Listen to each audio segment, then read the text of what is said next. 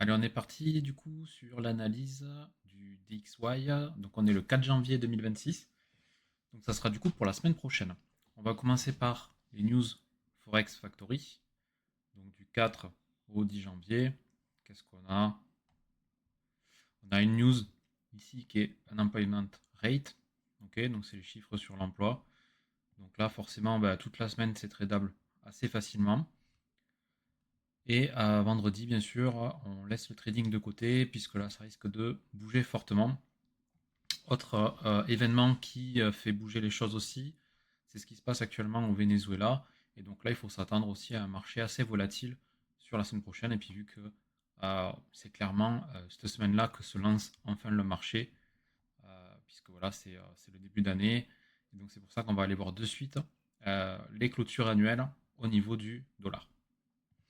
Donc j'analyse que le dollar, ok, sur ces vidéos. Pourquoi? Parce que le dollar donne la direction sur énormément d'actifs et que bien sûr, le reste des analyses sera présent directement dans mon école de trading. On va faire donc du coup le dollar. Donc là, on est en yearly, ok, 12 mois.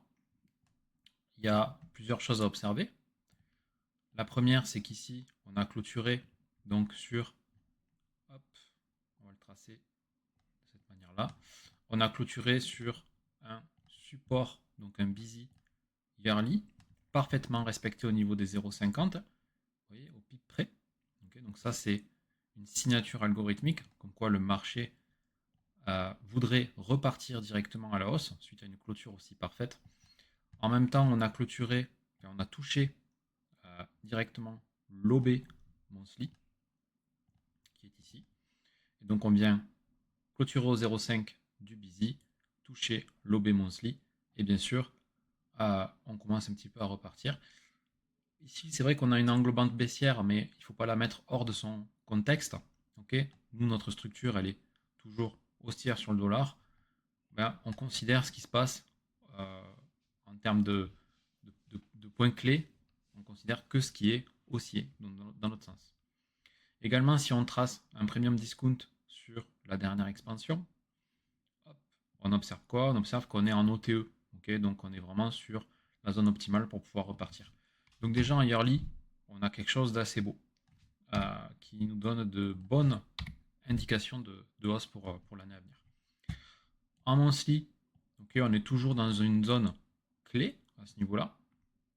On a certes invalidé un busy monthly, mais en soi, c'est pas bien grave. On peut observer qu'on est toujours dans cet OB à ce niveau-là que l'on respecte. Et même on peut observer de plus près qu'on a un OB ici qui est toujours respecté. Okay, on est toujours à l'intérieur de l'OB. Et donc voilà. En tout cas, en monthly, il n'y a rien qui nous indique qu'on est baissier pour l'instant. Et on est toujours plutôt haussier. On est en zone clé. On descend en weekly. Donc prise de liquidité qu'on avait vu du coup, qu'on avait vu l'année dernière, prise de liquidité énorme qui a lancé le marché à la hausse, donc belle expansion. Et donc en weekly, on observe également qu'on est toujours sur notre OB weekly, okay, qui est ici, qui est toujours parfaitement respecté, qui d'ailleurs rejette sur sa dernière bougie. Et si on trace un premium discount, qu'est-ce qu'on a? Ben, on est revenu à ce niveau-là en OTE et on est en train de repartir à la hausse. Donc ça, c'est très bon signe. Et autre chose que vous avez ici, vous avez un swing low, donc à ce niveau-là, qui a été créé. Hop, on refait. Vous avez un swing low ici qui a été créé. Tac. Ok, donc c'est une forme de V, ce qui veut dire que là, c'est le départ d'une nouvelle expansion. Souvent, quand vous avez un swing low qui est créé, c'est le signe d'une nouvelle expansion. Regardez, ici on a un swing low qui est créé. Potentiellement, du coup, on va aller sur l'expansion pour aller chercher les targets que je vais vous montrer juste après. Swing low ici, expansion. Swing low ici, expansion. Et on pourrait faire l'inverse. Swing high, ok, expansion, également baissière. Okay, donc c'est valable des deux côtés. Donc là, c'est aussi un signe finalement qu'on est dans nos niveaux clés et qu'on veut repartir à la hausse. Repartir à la hausse pour aller chercher quoi? Pourquoi pas cette zone de liquidité, donc des equal high que vous avez à ce niveau-là. Ok, donc là, on est en weekly, on peut descendre en daily. en daily, qu'est-ce qu'on a? Ben, on voit un peu plus précisément du coup les equal high à ce niveau-là. Donc on voit clairement que euh, à ce niveau-là, la dernière expansion qu'on avait ici n'a pas récupéré, enfin n'a pas BOS ce dernier plus haut, ok, donc elle a recréé de la liquidité, donc on a une double liquidité à aller chercher, donc c'est un equal high, et bien sûr on a ici une magnifique trendline liquidity à aller récupérer.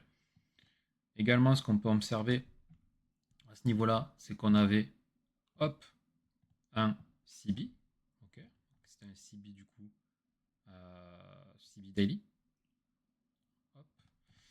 Et ce CB daily a été invalidé puisque la bougie a clôturé au-dessus. Okay, le marché en général, s'il vient dans ce CB, il vient rejeter comme ça, et derrière, il ne part pas directement pour aller chercher sa liquidité externe à ce niveau-là, et qui fait une bougie comme ça, qui clôture au-dessus du CB, bah, c'est clairement un signe de hausse. Okay, pour autant, on n'a pas la confirmation du retournement, donc à chaque fois, on peut souvent d'ailleurs se faire avoir sur ça. Hein. On attend toujours, on rentre en trade directement sans avoir nos confirmations et finalement le marché il repart finalement à la baisse. Okay, donc là, la confirmation qu'on va attendre, c'est ici, vous avez du coup un magnifique, bon, il est tracé un petit peu gros, mais un magnifique breaker qui n'est pas encore créé. Hein, c'est le dernier OB qui a fait cette expansion-là. Si on vient l'invalider, qu'on vient clôturer au-dessus, on produit en fait ce qu'on appelle du coup le MSS, donc le changement de structure de marché, ce qui veut dire qu'après on repartirait haussier du coup pour le reste du temps. Okay, donc là, moi, ce que je vois là pour l'instant, c'est effectivement c'est de la hausse. Voilà, à confirmer du coup, à confirmer lundi, parce que avec les actualités politiques, géopolitiques que l'on a, ben, on peut avoir un gap assez énorme, aussi bien à la hausse qu'à la baisse, okay, puisque ça fait accélérer le marché dans le sens du fondamental. Mais là, pour le coup, vous avez vraiment de grandes chances d'avoir un dollar haussier pour les prochains jours, prochaines semaines, etc. Voilà. Donc ça, c'était du coup l'analyse du dollar pour le 4 janvier. Merci à tous.